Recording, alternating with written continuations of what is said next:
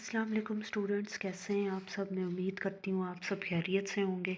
मैं हूँ फ़ातिमा मलिक और आप देख रहे हैं लर्न कॉमर्स विद फ़ातिमा। तो आज जो क्वेश्चन मैं आपको कराने लगी हूँ एक्सरसाइज 2.5 स्टैटिस्टिक्स फॉर मैनेजमेंट का क्वेश्चन नंबर 43 है। तो ये आप देख लें क्वेश्चन और इसका आप स्क्रीनशॉट भी ले लें, फिर मैं आपको डायरेक्ट जो है वो सॉल्यूशन की तरफ लेके जाऊँगी। ये आपने, मैं उम्मीद करती हूँ जो इसका स्क्रीनशॉट है वो ले लिया होगा। तो अब आपने क्या करना है कि ये मैं आपके लिए पढ़ती हूँ जो क्वेश्चंस है। Springfield is a college town with the usual parking problems. The city allows people who have received tickets legally parked cars to come in and make their case to an administrative officer and have the ticket voided. The town's administrative officer collected the following frequency distribution for the time spent on each appeal. Minutes. अब आपको जो data given है ना, आप देख सकते हैं minutes spent on appeal given है और क्लासेस जो आपकी हैं वो इस तरह से बनी हुई हैं। उसकी हेडिंग ये है मिनट्स स्पेंट ऑन अपील, यानी टाइम आपको गिवन है और उसके सामने आपको उन्हीं क्लासेस की फ्रीक्वेंसी गिवन है। अब इसी तरह से मिनट्स स्पेंट ऑन अपील यानी ये ही क्लासेस जो है वो चल रही हैं और ये आके यहाँ पे एंड हुई हैं। 2 से लेके 3 तक क्लासेस, लेस देन 2 पहले क्लास ये बनी, फिर 2 से लेके 3 तक बनी और ये एंड हो रही है 14 से लेके 15 तक क्लास ये बनी है और इसकी फ्रीक्वेंसी है एंड हो रही है 30 तक। तो इसका जो आंसर है ना वो आपका आया है यहाँ पे 400 इसका उन्होंने यहाँ पे लिखा हुआ है। 400 इसलिए लिखा है कि इसका जो टोटल है ना वो 400 आएगा। अच्छा, अब यहाँ पे फर्स्ट पार्ट हम देख लेते हैं। Construct a less than cumulative frequency distribution. सबसे पहले आपने क्या करना है कि एक फ्रीक्वेंसी डिस्ट्रीब्यूशन कंस्ट्रक्ट करनी है कि जो कि लेस देन कम्युलेटिव फ्रीक्वेंसी होगी। फिर सेकंड पार्ट में आपको उन्होंने क्या कहा है, construct an ogive based on part A, यानी एक ऑगिव डायग्राम ड्रॉ करें जो कि बेस करे पार्ट ए पर। पार्ट ए को देख के पार्ट ए की कम्युलेटिव फ्रीक्वेंसी डिस्ट्रीब्यूशन को देखते हुए ये ऑगिव डायग्राम जो है वो ड्रॉ होगी। अच्छा, अब सी पार्ट क्या है, the town administrator will consider stream lining the paper work for the appeal process if more than 50% of appeal takes longer than 4 minutes. What is the percentage taking more than 4 minutes? What is the approximate time for the 200th midpoint appeal? सही है, ये आपको question given है। अब हम इसका जो solution है वो देख लेते हैं। सोल्यूशन की तरफ मैं आपको लेके चलूँगी। सोल्यूशन क्या है कि ये आप देख लें। पहले आपको गिवन है, सबसे पहली क्लास क्या उन्होंने लिखी हुई थी, लेस देन 2। तो लेस देन 2 में आप क्या लिखोगे, उन्होंने यहाँ पे एग्जैक्ट लेस देन 2 नहीं लिखा, 1 से लेके 2 तक। तो लेस देन 2 क्या होगी, 1 से लेके 2 तक की क्लास बनेगी ना। इसमें 1 का इंटरवल रखते हुए उन्होंने क्लास बनाई हुई है, तो लेस देन 2 में उन्होंने लिख दिया 1 से लेके 2 तक की क्लास। फिर नेक्स्ट क्या बनी, 2 से 3 तक, फिर 4 से 5 तक क्लास बनी, फिर 6 से 7 तक बनी, फिर 8 से 9 तक बनी है, फिर 10 से 11 तक, फिर 12 से 13 तक और फिर लास्ट क्लास कहाँ तक बनी है, 14 से 15 तक। अब ये क्लासेस आपने लिख ली एज इट इज़, उनके सामने जो उनकी फ्रीक्वेंसीज गिवन है ना वो भी आप ऐसे ही सेम इसी तरह से लिख लोगे। अब आप क्या करोगे, उसके बाद मैंने आपको बताया हुआ है कि फ्रीक्वेंसी भी जब लिख लोगे, क्लासेस भी आपके पास बनी हुई थी पहले से गिवन थी आपको क्वेश्चन में, तो अब आप क्या करोगे कि फ्रीक्वेंसी वाला जो कॉलम है ना उसका आप कर लोगे टोटल। अब यहाँ पे हम करेंगे टोटल, तो ये आप देखो सबसे पहले कॉलम को टोटल करोगे तो 30 प्लस 40 प्लस अगेन 40 है, फिर क्या है 90 फिर उसके बाद क्या है 70, फिर क्या है 50, फिर अगेन 50 है, उसके बाद है 30। तो ये आप देख सकते हो आंसर क्या आ गया आपके पास 400। अब 400 आपका आंसर आ गया। यहाँ पे देखो क्या गिवन है 400। अब उसके बाद आपने क्या करना है, कम्युलेटिव फ्रीक्वेंसी फाइंड करनी है। कम्युलेटिव फ्रीक्वेंसी को फाइंड करने का तरीका स्टूडेंट्स मैंने आपको प्रीवियस क्वेश्चन में भी बता दिया, लेकिन एक बार फिर मैं आपको बता रही हूँ। और इस वीडियो की जो डिस्क्रिप्शन है ना, उसमें मैं वीडियो पिन कर दूँगी, आपने वो ज़रूर देखनी है। अब मैं थोड़ा सा आपको यहाँ पे बता देती हूँ, लेकिन उसको देख के ही आप डिटेलली समझोगे, क्योंकि आपको देखे बगैर समझ नहीं आएगी कि ये किस तरह से कम्युलेटिव फ्रीक्वेंसी फाइंड होती है। या आप मेरी प्रीवियस शॉर्ट वीडियोस में या लॉन्ग वीडियोस में भी जाके देख सकते हो। पर अगर आपने सिर्फ कम्युलेटिव फ्रीक्वेंसी का फाइंड करने का तरीका देखना है तो आप शॉर्ट वीडियो में देखो, आपके लिए इजी रहेगा। शॉर्ट्स इन शॉर्ट मैं आपको बता देती हूँ कि कैसे करते हैं। ये 30 आप एज इट इज़ यहाँ पे लिखोगे और नेक्स्ट नंबर को उसमें ऐड करते जाओगे। जैसे ये 30 एज इट इज़ लिख लिया, फ्रीक्वेंसी वाला सेम नंबर, जो भी फ्रीक्वेंसी में पहला नंबर होगा वो सेम आप एज इट इज़ लिख लोगे। उसके बाद वाले जो नंबर्स हैं ना वो उसमें ऐड करते जाओगे। यहाँ पे जैसे 30 था, 30 एज इट इज़ लिख लिया, 40 उसमें ऐड किया तो 70 आ गया। अब 70 में नेक्स्ट क्या है नंबर, नेक्स्ट 40 है तो 40 ऐड किया तो 110 आ गया। अब जैसे ये मैं आपको करके दिखा देती हूँ सॉल्व। ये 30 था, 30 में आपने ऐड कर लिया, क्योंकि ये बुक है तो इसमें समटाइम्स मिस्टेक भी हो सकती है। 30 में जब 30 में यहाँ पे आप नेक्स्ट नंबर 40 ऐड करोगे तो क्या आ जाएगा 70। 70 में अब नेक्स्ट नंबर क्या है, अगेन 40 है। 70 में क्या है आगे नेक्स्ट नंबर, अगेन क्या है 40। तो 70 में आपने 40 ऐड कर लिया तो क्या आ गया 110। 110 के बाद फिर आपने क्या करना है, अगेन कौन सा नंबर है 90। 90 आपने ऐड किया तो यहाँ पे आ गया 200। इसी तरह 200 में 70 ऐड करोगे तो 270 आ जाएगा। फिर 270 में आप क्या ऐड करोगे 50 ऐड करके देखो तो आपका 320 आ रहा है। फिर 320 में आपने क्या करना है, अगेन 50 ऐड करना है तो क्या आ गया 370। अब 370 में 30 ऐड करोगे तो 400 आ गया। अब आपने ये देखना है, मैंने पहले भी आपको ये बात समझाई है इन क्वेश्चंस में, कि आपने जब आपकी यहाँ पे कम्युलेटिव जो फ्रीक्वेंसी है ना आएगी तो आपने ये भी चीज़ देखनी होगी कि आपका जो यहाँ फ्रीक्वेंसी में आंसर है ना, ये और कम्युलेटिव फ्रीक्वेंसी का जो एंड वाला आंसर है ये सेम आना चाहिए। अगर तो ये सेम नहीं आता तो आपकी क्वेश्चन में आपने समझ जाना है कि कोई ना कोई मिस्टेक है, तभी ये सेम आंसर नहीं आ रहा। ये आपका डन हो गया। अब उसके बाद हम देखेंगे कि आपने क्या करना है। जो फर्स्ट पार्ट था ना क्वेश्चन का, उसमें उन्होंने आपको क्या करने को कहा था, उसमें आपको उन्होंने कहा था कि कंस्ट्रक्ट करें एक less than cumulative frequency distribution, जो कि हमने ये डन कर ली। अब हमने क्या करना है, कंस्ट्रक्ट करनी है एक ऑगिव डायग्राम जो बेस करेगी पार्ट ए पर।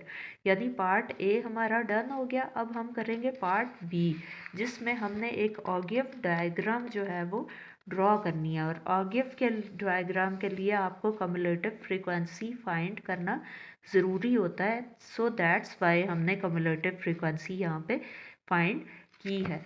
इसके लिए क्या क्या हमें चाहिए होती हैं चीज़ें, क्लासेस तो पहले से हमारे पास बनी हुई होती हैं, और इसके अलावा कम्युलेटिव फ्रीक्वेंसी हम फाइंड करते हैं। तो आपने क्या करना है जी, एक्स एक्सिस पे रखना है क्लासेस को और वाई एक्सिस पे आपने रखना होता है कम्युलेटिव फ्रीक्वेंसी को।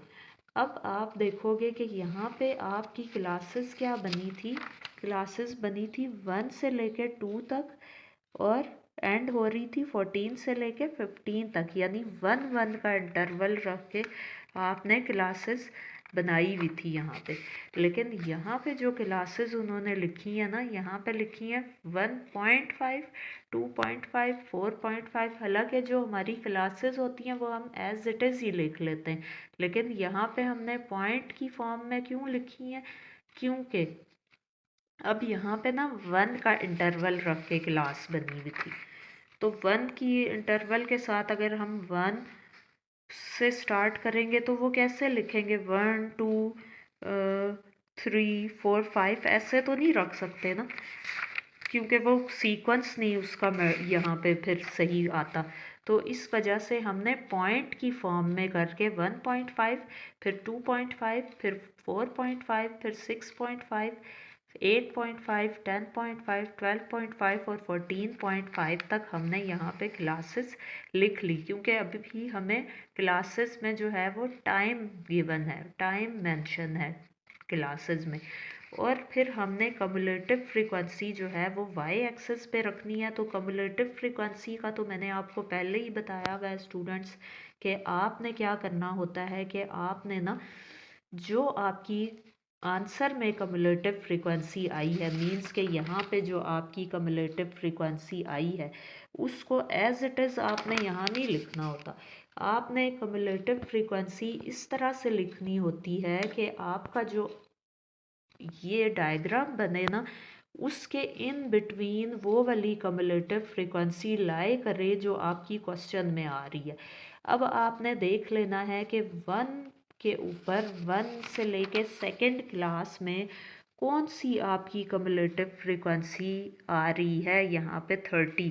अब आपको समझ आएगा कि हमने यहाँ पे टाइम को 0.5 में क्यों हमने वहाँ पे क्लासेस ली हैं। ये देखो यहाँ पे कम्युलेटिव फ्रीक्वेंसी जो है वो 30 गिवन है, 30 गिवन है ना यहाँ पे कम्युलेटिव फ्रीक्वेंसी।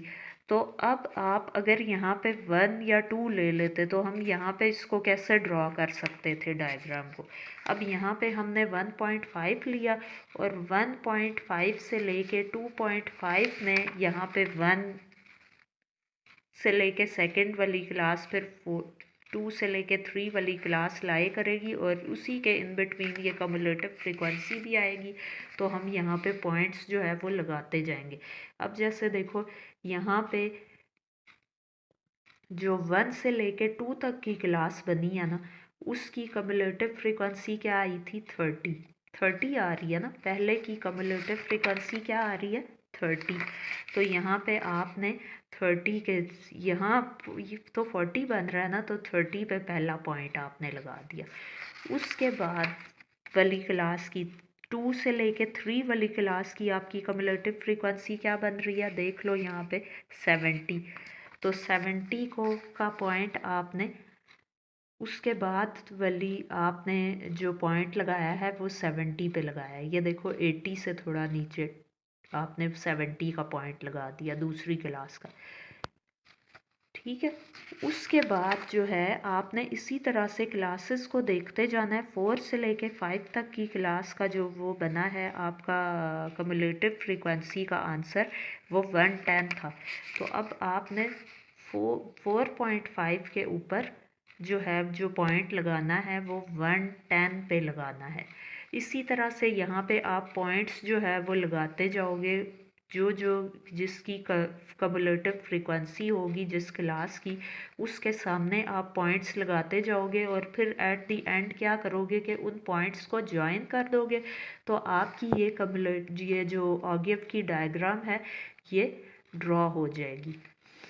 अब आपने क्या करना है, अब हम आ जाते हैं आपके क्वेश्चन के पार्ट सी पर। पार्ट सी जो है ना वो क्या पूछ रहे थे कि the town administrator will consider streamlining the paper work for the appeal process if more than 50% of appeals take longer than 4 minutes. What is the percentage taking more than 4 minutes? What is the approximate time for the 200th midpoint appeal? अब आपसे इन्होंने 2-3 चीज़ें यहाँ पे पूछी हैं। तो percentage of more than 4 minutes क्या बन रही है? More than 4 minutes. More than 4 minutes अब आपने देखनी है कि यहाँ पे परसेंटेज क्या बनती है। तो वो आपने आंसर किस तरह से करना है मैं आपको बताती हूँ कि परसेंटेज यहाँ पे आप देखो more than 4 minutes, percentage of more than 4 minutes. यहाँ पे आप देखो ना 4 से लेके 5 तक हैं। तो 4 उन्होंने कहा है मोर देन 4 मिनट्स की परसेंटेज क्या बन रही है, वो आपने बतानी है। तो मोर देन 4 मिनट्स की आपके सामने फ्रीक्वेंसी क्या है? 90 है और कम्युलेटिव फ्रीक्वेंसी क्या है? 200। तो अब आपने क्या करना है कि यहाँ पे ना 330 आपने लिया, 330 डिवाइडेड बाय 400। अब 330 क्यों लिया है? 330 इसलिए लिया है कि यहाँ पे ना आपका मोर देन 4, तो यहाँ पे आप देखो 4 से लेके 5 तक की उन्होंने कहा है more than 4 minutes. More than 4 minutes के सामने जो आपकी कम्युलेटिव फ्रीक्वेंसी है वो है 200। अब 200 को ही नहीं आपने सिर्फ लिखना, आपने 200 को और 200 से ऊपर वाली जो कम्युलेटिव फ्रीक्वेंसी है यानी 4 से लेके 5 तक की कम्युलेटिव फ्रीक्वेंसी और मोर देन 4 मिनट्स यानी 6 से लेके 7th क्लास के सामने जो कम्युलेटिव फ्रीक्वेंसी बन रही है ना, इन दोनों को आपने क्या करना है? ऐड कर देना है। तो आपका क्या बन जाएगा? 3 जो है यहाँ पे तो 330 लिखा हुआ है लेकिन आपका बनेगा 320, बिकॉज यहाँ पे देखो 310 है। अब यहाँ पे हो सकता है कि कोई मिस्टेक हो। देखो यहाँ पे 30 हमने लिखा है, 30 में 40 ऐड करेंगे तो 70 होगा, 70 में 40 आपने ऐड करके देखना है तो 7 और 4 11 होता है। तो ये तो बिल्कुल सही है। 110 में 90 ऐड करेंगे हम अगेन करके देख लेते हैं कि इसमें कोई मिस्टेक ना हो, ताकि क्योंकि अगर मिस्टेक होगी ना तो वो हमारी फर्दर जो क्वेश्चन है ना उसमें भी जाएगी। नहीं, ये 110 और 200 ही आ रहा है। तो अगर हम 110 को 200 में ऐड करते हैं तो ये आ जाएगा हमारे पास 310। तो यहाँ पे 310 आएगा आंसर।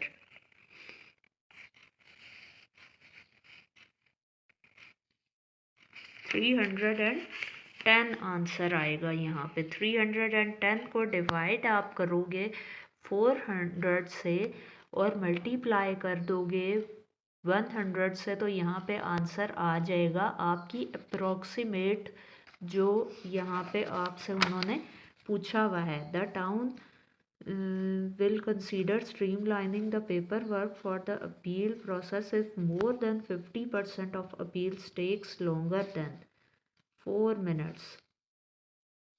अच्छा, उन्होंने साथ ये भी कह दिया कि 50% ऑफ द अपील्स अगर लेती हैं मोर देन 4 मिनट्स, 2 3 4 5 6 7 8, तो 1 2 3 4, अब यहाँ तक 50% बन रही है ना, क्योंकि 50% का यही मतलब होता है ना कि हाफ जो आपकी क्लासेस बनी हुई हैं उनका हाफ परसेंटेज आपने लेनी है ना। तो यहाँ पे 8 क्लासेस हैं तो 8 मीन्स कि आप 4 तक का डाटा जो है वो लोगे, इन दोनों की कम्युलेटिव फ्रीक्वेंसी को ऐड करोगे तो ये आ जाएगा आपके पास 310 और 310 आ जाएगा यहाँ पे। लेकिन यहाँ पे उन्होंने 330 लिखा हुआ है तो आप 330 भी ले सकते हो, 310 भी ले सकते हो। अब एज इट, क्योंकि ये हमने इस वजह से, क्योंकि यहाँ पे हमने अप्रॉक्सीमेट वैल्यू फाइंड आउट करनी है, ये मैं इसलिए आपसे कह रही हूँ। ये आपका आंसर जो है वो चेंज भी हो सकता है। अच्छा, ये अगर आप लिखते हो 330 डिवाइडेड बाय 400 मल्टीप्लाई बाय 100, तो ये आपका आ जाएगा 82%। ठीक है, 82% आपका आंसर आ जाएगा अप्रॉक्सीमेट। अच्छा, नेक्स्ट अब उन्होंने क्या पूछा है कि approximate time for the 200th appeal. अब अप्रॉक्सीमेट टाइम उन्होंने पूछा है 200th अपील का, तो वो आप लिखोगे about 6 to 7 minutes. 6 to 7 minutes आप उसका आंसर लिख दोगे। तो ये स्टूडेंट्स आपका आज का क्वेश्चन था, क्वेश्चन नंबर 43। जो ये एक्सरसाइज 2.5 आपकी कंप्लीट हो गई है। तो ये अगर आपको मेरी वीडियो पसंद आई हो और आपको क्वेश्चन जो है वो समझ आया हो, तो आपने मेरी चैनल को लाइक, शेयर और सब्सक्राइब ज़रूर करना है, और बेल ऑल पे प्रेस करना है ताकि आपको अपकमिंग वीडियोस मिल सकें। और अपना बहुत सारा ख्याल रखिएगा। मैं मिलूँगी आपसे नेक्स्ट वीडियो में। नेक्स्ट वीडियो तक के लिए अल्लाह हाफ़िज़।